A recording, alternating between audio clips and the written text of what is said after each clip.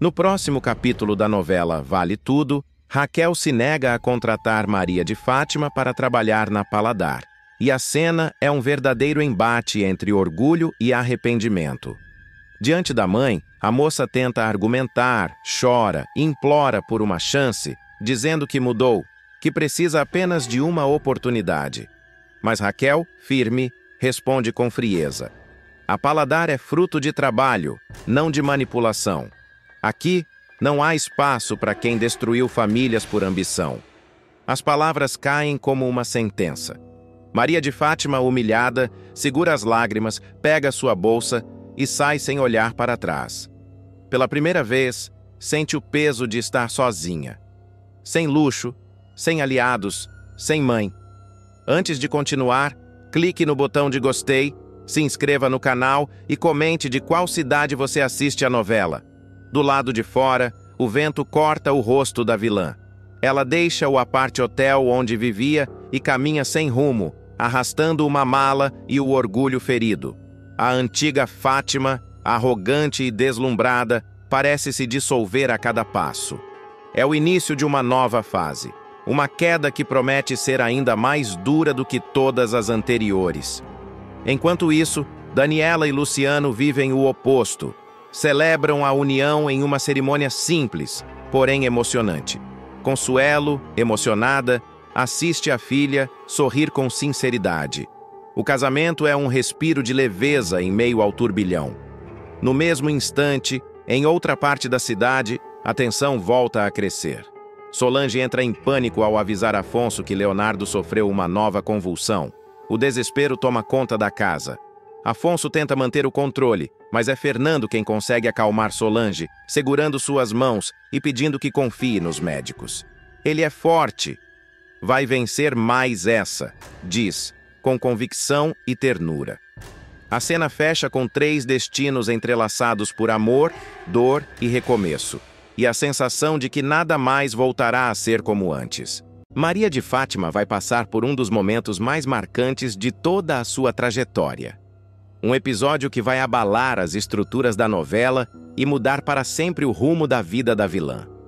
O parto da jovem, que já vinha sendo cercado de mistérios e tensões, se transformará em uma verdadeira reviravolta, revelando um detalhe chocante sobre o bebê que vai deixá-la completamente transtornada.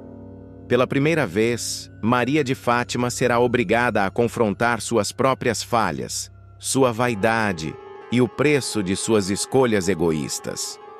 Tudo começa quando Fátima chega sozinha ao hospital, em plena madrugada. As luzes frias dos corredores refletem seu rosto pálido e exausto. Nenhum familiar a acompanha, nenhum amigo a espera, nem mesmo César, o homem que ela acreditava ter manipulado a ponto de fazê-lo ficar ao seu lado, aparece.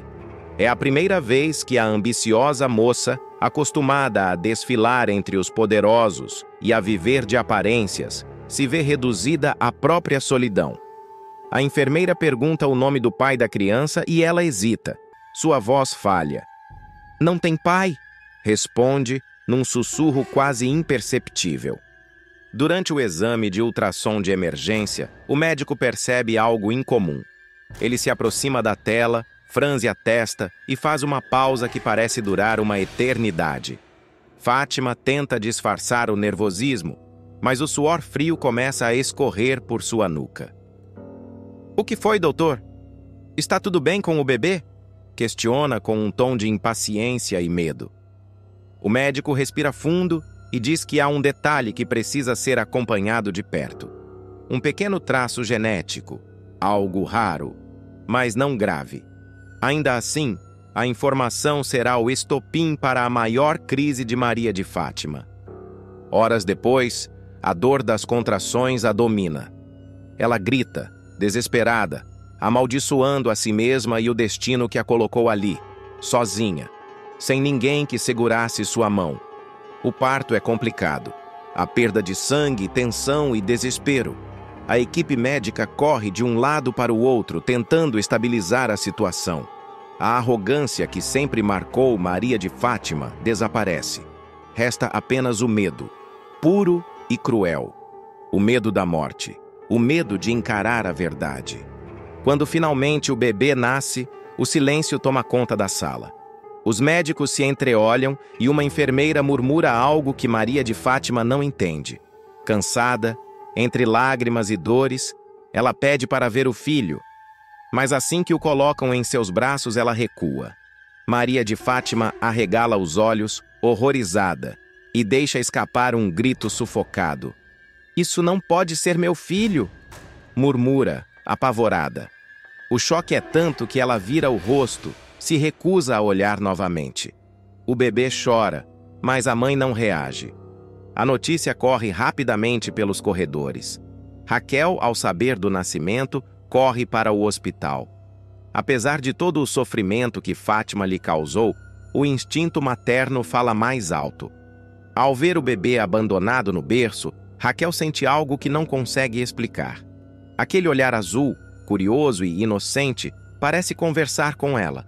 É como se o destino tivesse preparado tudo para que aquele menino fosse seu. Ivan, que chega logo em seguida, também se emociona. "Ele tem algo de especial, Raquel. Olha para esses olhos", diz, com a voz embargada. Enquanto isso, Maria de Fátima permanece internada, abatida e pálida. Os médicos informam que ela está anêmica e precisa de repouso. Mas a moça, inquieta e dominada pela vergonha, decide fugir. No meio da madrugada, ainda fraca, ela se levanta da cama, tira os fios do soro e caminha até a saída do hospital. O vento frio corta seu rosto e as lágrimas escorrem silenciosas. "Eu não posso ser mãe de um monstro", sussurra, antes de desaparecer pelas ruas desertas da cidade. Nos dias seguintes, Raquel assume a criança sem hesitar. Ela a batiza de Salvador, em homenagem ao pai que tanto amou e que sempre representou a força e a bondade que faltaram à filha. O nome simboliza esperança, recomeço e redenção. Tudo aquilo que Maria de Fátima nunca conseguiu compreender. Raquel passa noites em claro cuidando do pequeno, embalando-o nos braços, enquanto Ivan observa emocionado.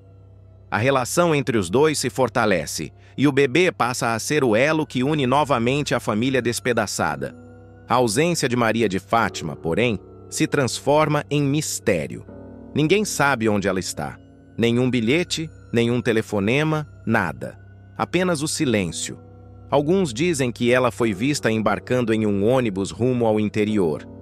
Outros acreditam que fugiu para o exterior com documentos falsos. Mas há quem garanta tê-la visto vagando pelas ruas, com olhar perdido, murmurando o nome do filho que rejeitou. Enquanto isso, o pequeno Salvador cresce saudável, cercado de amor e cuidado. Sua presença parece iluminar a casa de Raquel. Até mesmo os vizinhos comentam. É como se esse menino tivesse vindo para curar feridas. A cada sorriso, a cada olhar azul que encara o mundo com pureza, todos sentem que ele carrega algo especial, um toque de destino, um elo invisível que liga o passado ao futuro. Mas o destino ainda reserva surpresas. A verdade sobre o nascimento de Salvador começa a despertar curiosidade. Os boatos se espalham. Há quem diga que o pai da criança pode não ser quem todos pensam. E aos poucos, a história da criança rejeitada começa a se transformar em lenda. Raquel, no entanto, evita falar sobre isso. Prefere manter o foco no presente, cuidar do neto e reconstruir sua vida. Mas, no fundo, sente que o desaparecimento de Maria de Fátima ainda vai trazer consequências. E quando menos esperar, o passado baterá à sua porta, com força, dor e revelações que mudarão tudo novamente. Os meses passam, e a ausência de Maria de Fátima se transforma em um vazio que, aos poucos, deixa de ser dor e passa a ser lembrança. Raquel, apesar de tudo, sente uma ponta de compaixão pela filha, mas se recusa a procurá-la. Ela precisa encontrar o próprio caminho, diz com firmeza, enquanto embala o pequeno Salvador em seus braços. O bebê, agora com poucos meses de vida, é a alegria da casa. Ivan o trata como um filho, e a energia que ele traz parece purificar o ambiente apagando as sombras que antes rondavam aquela família.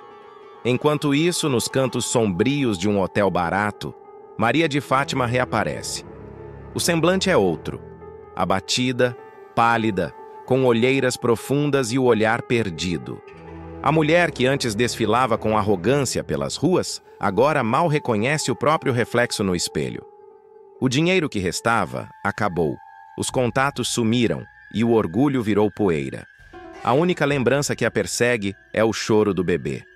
Às vezes, nas madrugadas silenciosas, ela jura ouvir aquele som ecoando em sua mente, como se o destino a castigasse com a lembrança da vida que rejeitou. Certa noite, ela caminha sem rumo pelas ruas.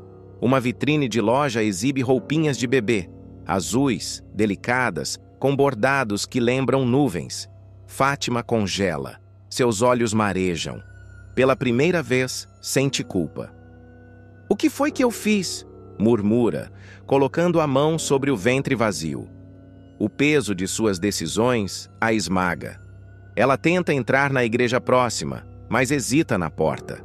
A vergonha é maior que o arrependimento. Deus não perdoa quem abandona o próprio sangue, pensa, antes de desaparecer na escuridão da noite. Enquanto isso, Salvador cresce sob os cuidados de Raquel, irradiando uma luz que parece tocar todos ao redor. É uma criança serena, observadora e doce. À medida que o tempo passa, o menino começa a dizer suas primeiras palavras, e a primeira delas é mãe. Dita olhando para Raquel. O momento emociona todos na casa. Ivan segura o choro. Ele te escolheu, Raquel. Ele sabe quem é a verdadeira mãe dele. Raquel, com os olhos marejados, beija a testa do menino. E eu nunca vou deixá-lo sentir falta de nada, nem de amor, nem de amparo. O público, diante da cena, verá o contraste mais poderoso da novela. A mulher simples, que sempre lutou com dignidade, tornando-se símbolo de amor incondicional, enquanto a filha que buscava status e riqueza vive à deriva, afogada no próprio vazio. Meses depois, uma carta misteriosa chega à porta de Raquel. O envelope, sem remetente, contém apenas algumas linhas escritas à mão. Perdoa-me. Eu não sabia o que era ser mãe até perder a chance de ser uma. Cuida dele por mim. Raquel reconhece a caligrafia da filha e sente um aperto no peito. Não há endereço, não há sinal de onde Maria de Fátima possa estar. Apenas a certeza de que ela ainda vive e que, mesmo distante, o arrependimento a consome. Sardinha vai humilhar Maria de Fátima de uma forma que ninguém poderia imaginar. A cena será intensa, carregada de tensão e ironia. Tudo começa quando a vilãzinha, já sem alternativas, resolve engolir o orgulho e bater na porta da Tomorrow em busca de emprego. Grávida, com o semblante cansado e a roupa já marcada pelo tempo, ela tenta manter a pose de mulher elegante, mas sua voz trêmula denuncia o desespero. Assim que entra na recepção, os olhares se voltam. As funcionárias cochicham entre si, incrédulas com a audácia da moça que um dia foi motivo de escândalo por ter traído Solange, enganado Afonso e manipulado meio mundo. "Ela não tem vergonha, não?" murmura uma delas. Outra completa. "Depois de tudo o que aprontou, ainda tem coragem de aparecer aqui?" Mas Maria de Fátima finge não ouvir. Respira fundo, ajeita o cabelo e se aproxima do balcão. "Eu vim falar com o senhor Sardinha", diz com um falso sorriso. O segurança hesita, mas acaba autorizando a entrada, achando que talvez ela estivesse ali para resolver algum assunto pendente. Quando Sardinha a vê, leva um susto. O rapaz, que sempre teve pavio curto, arregala os olhos e solta logo a primeira pedrada. "Você não tem vergonha na cara, sua piranha?" Explode, fazendo o escritório inteiro silenciar. O impacto é imediato. As pessoas param o que estão fazendo. O som dos teclados cessa e o ar parece pesar. "Está vindo aqui, depois de tudo o que fez com a Solange e com todos nós? Você nos traiu!" Continua ele, cada palavra cuspida com raiva contida. Maria de Fátima tenta manter a compostura, mas a voz embarga. Eu sei que errei. Eu fiz isso, mas eu estou arrependida. A vida é assim, Sardinha. Tem altos e baixos.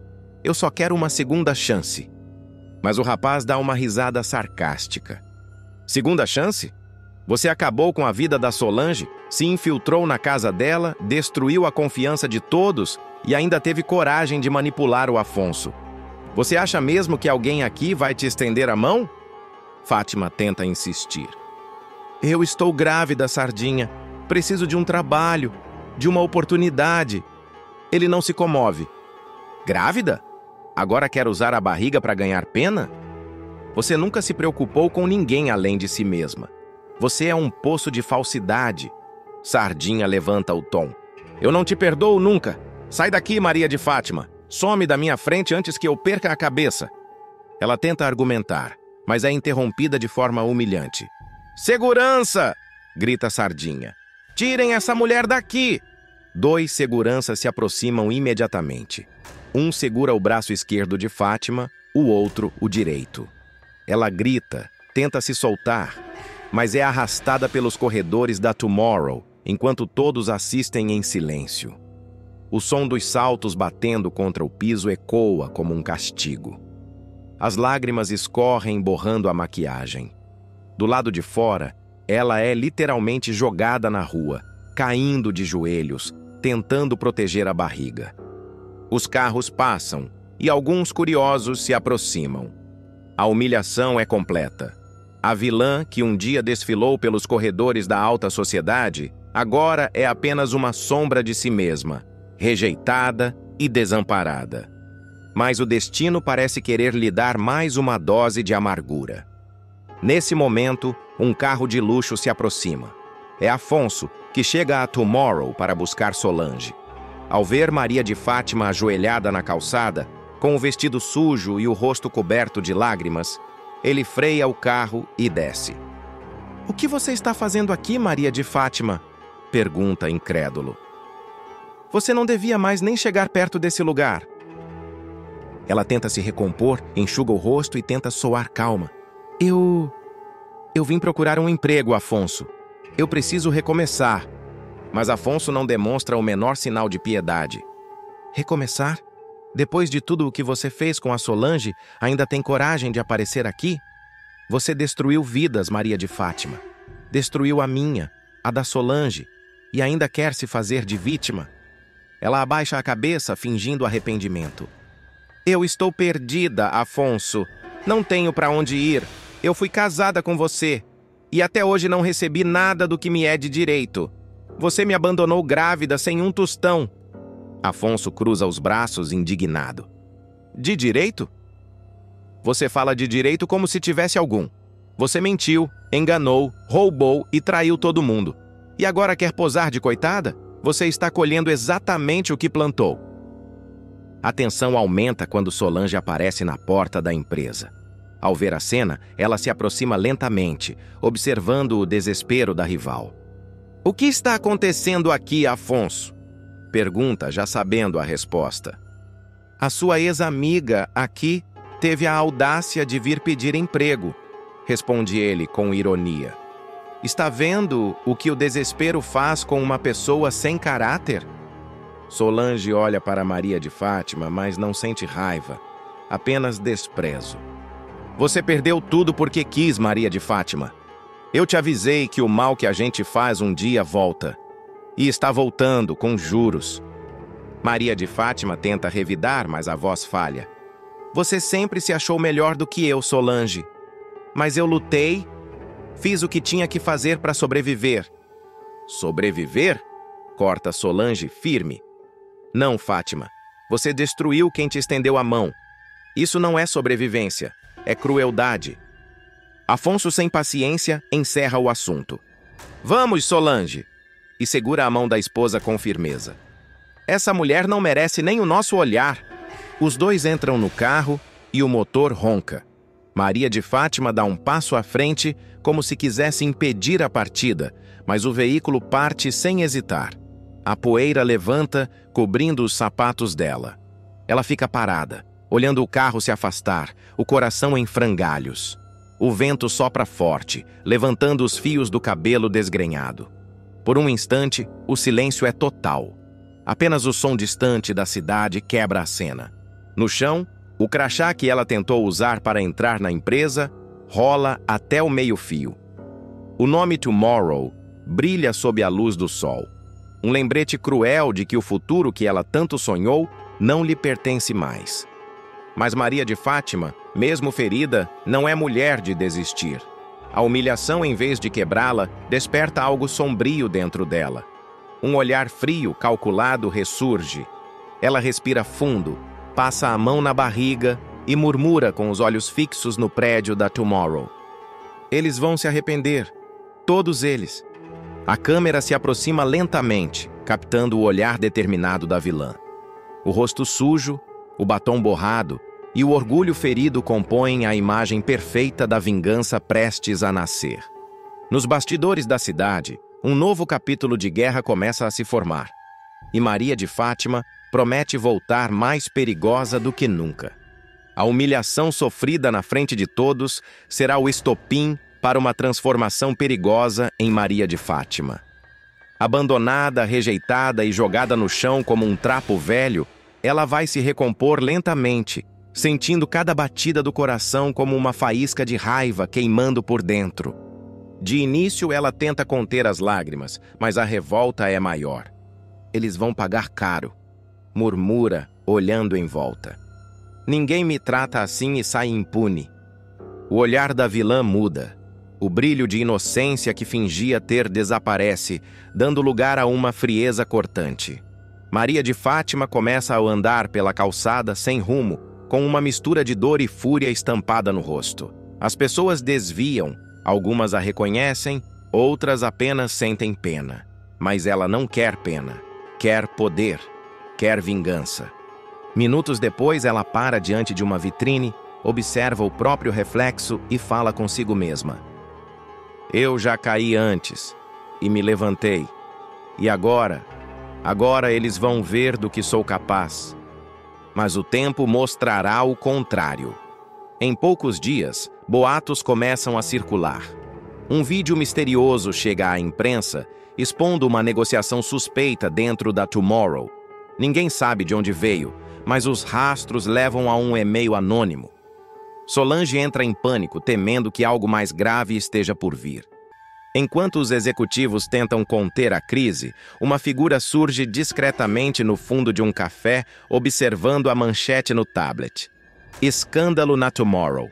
Documentos vazados comprometem a imagem da empresa. Maria de Fátima sorri, satisfeita. E isso é só o começo, murmura, mexendo o café com calma.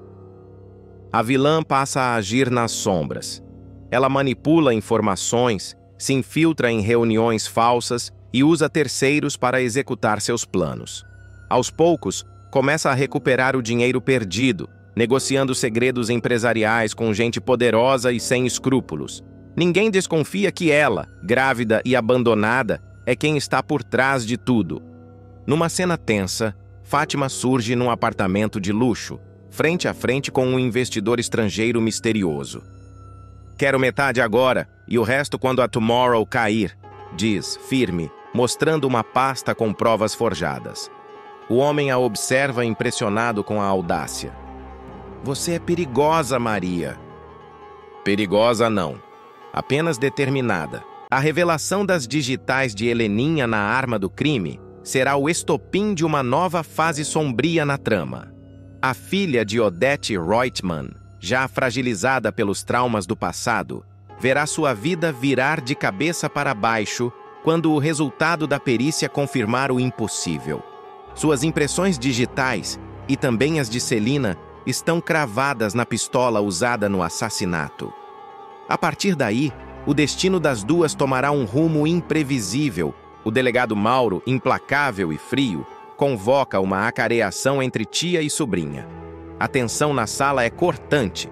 Heleninha, de semblante abatido, encara Celina com um misto de medo e incredulidade. Tia, a senhora acredita mesmo que eu seria capaz de matar a minha mãe? Pergunta com voz embargada. Celina, sem saber o que dizer, baixa os olhos. Ela própria está em choque. As provas são incontestáveis e o delegado não perde tempo em pressioná-las. Se uma de vocês não falar agora, vai carregar essa culpa para sempre. O clima é de guerra emocional e cada palavra dita é um tiro de desespero. Logo depois da acareação, a polícia age rápido. Heleninha é levada para a carceragem sob flashes e gritos da imprensa. A notícia se espalha como fogo. Filha de Odette Reutemann é presa pelo assassinato da mãe. Estampam as manchetes dos jornais. A sociedade que antes via Heleninha como uma mulher sensível e discreta, agora a julga impiedosamente. O escândalo toma conta dos noticiários e cada detalhe vira motivo de especulação. No presídio, a artista enfrenta o inferno. O ambiente é hostil. O frio das paredes de concreto parece morder sua alma, e o barulho das grades se torna um som constante em sua mente. Mesmo assim, um fio de esperança ainda existe. Renato, o homem que a ama, não a abandona. Ele visita Heleninha com frequência, levando livros, flores e palavras de conforto. Eu sei que você é inocente, ele diz, segurando suas mãos através do vidro. Mas a tristeza nos olhos dela revela o quanto a culpa, a vergonha e o medo já a corroem. E se eu não for? Ela murmura. E se eu realmente tiver feito alguma coisa e não lembrar? O tormento psicológico de Heleninha começa a ganhar força. Ela passa a ter pesadelos, flashes desconexos da noite do crime. Uma taça quebrando, um grito, o som de um tiro. Imagens que a atormentam como um quebra-cabeça sem solução. A sombra da morte de Odette paira sobre todos como um fantasma que se recusa a ir embora. Cada olhar, cada gesto parece esconder segredos. Celina, após a prisão da sobrinha, mergulha em desespero. Ela sente o peso da culpa como uma âncora. Eu devia ter dito a verdade antes, repete para si mesma, trancada em casa. O delegado Mauro, no entanto, não dá trégua. Ele a chama novamente para prestar depoimento e dessa vez é direto. Senhora Celina, por que suas digitais também estavam na arma? A resposta dela é um sussurro. Porque eu tentei tirar a arma da mão dela. O delegado anota tudo, mas a dúvida fica no ar. Estaria Celina tentando proteger Heleninha ou esconder algo ainda mais grave? Nos dias seguintes, Heleninha enfrenta a adaptação brutal à vida na cadeia. As noites são longas e o barulho metálico das celas se mistura às vozes das outras presas.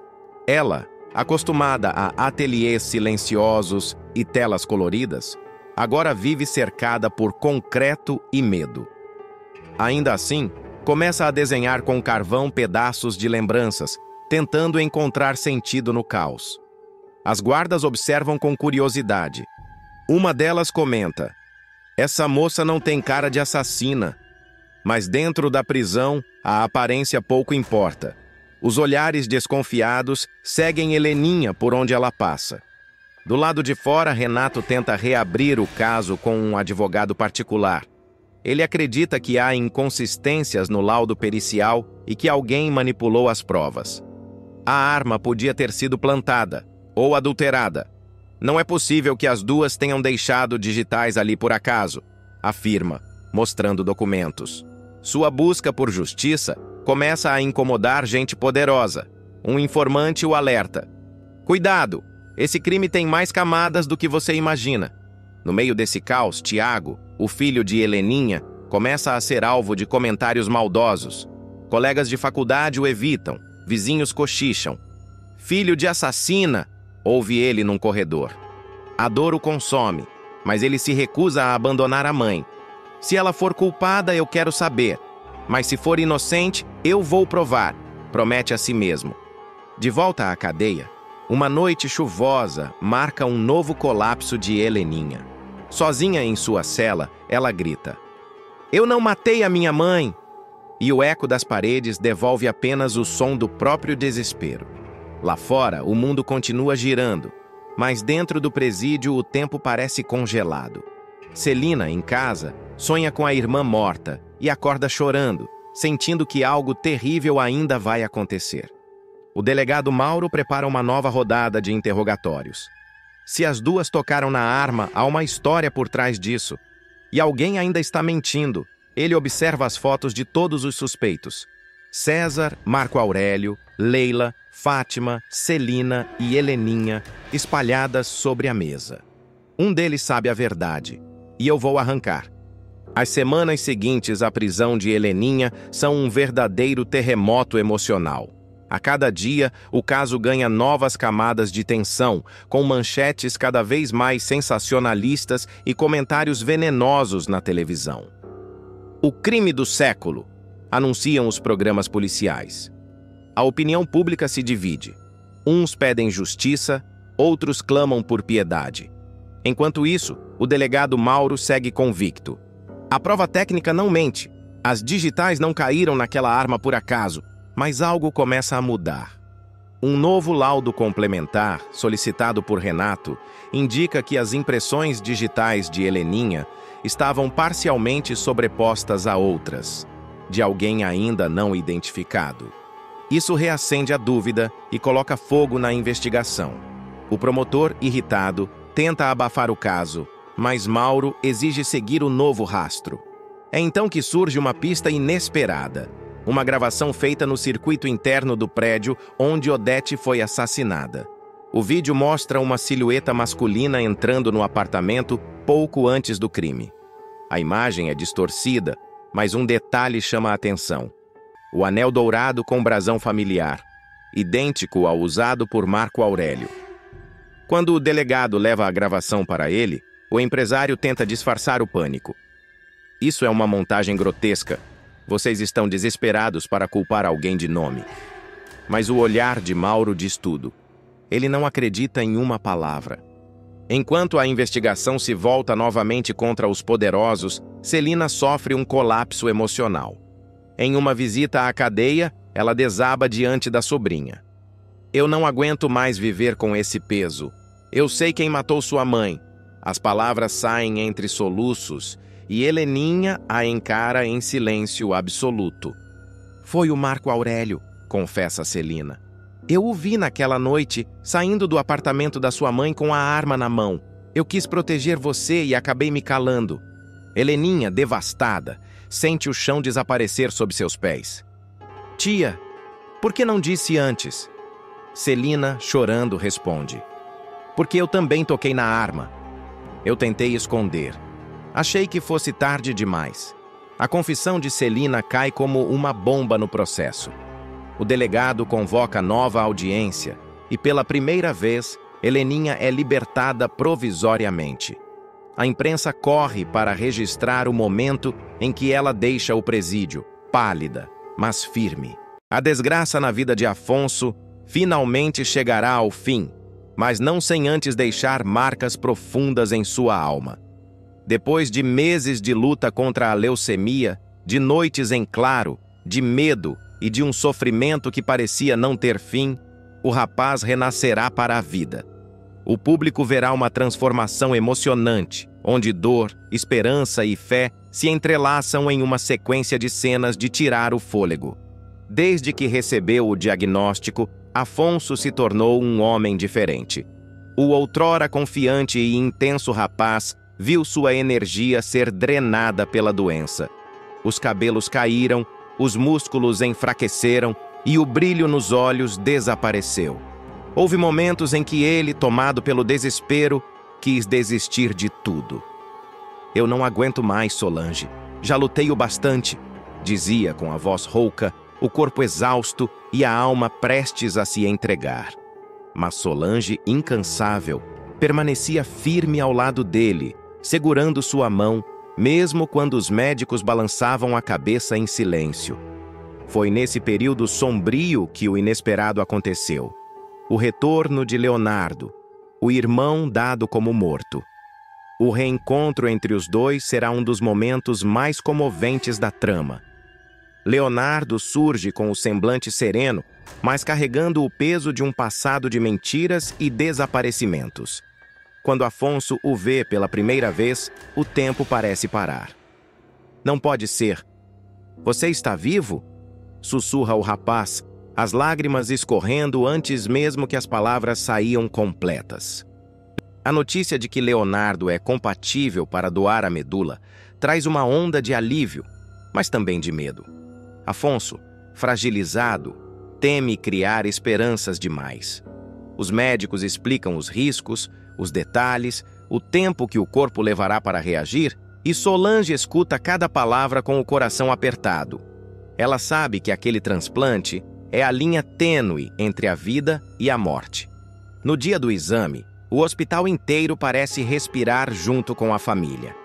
Leonardo entra na sala de coleta com um olhar firme, determinado, e Afonso observa da maca ao lado, tentando conter a emoção.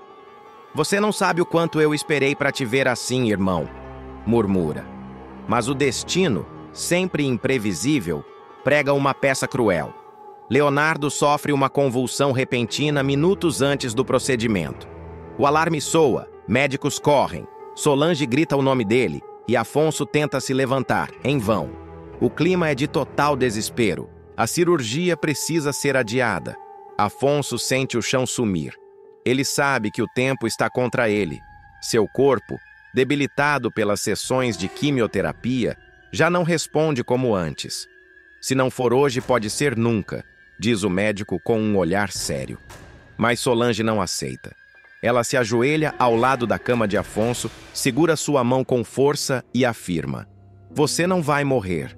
Leonardo vai se recuperar. Eu prometo." Os dias seguintes são de incerteza. Afonso definha lentamente entre febres, enjoo e longos silêncios.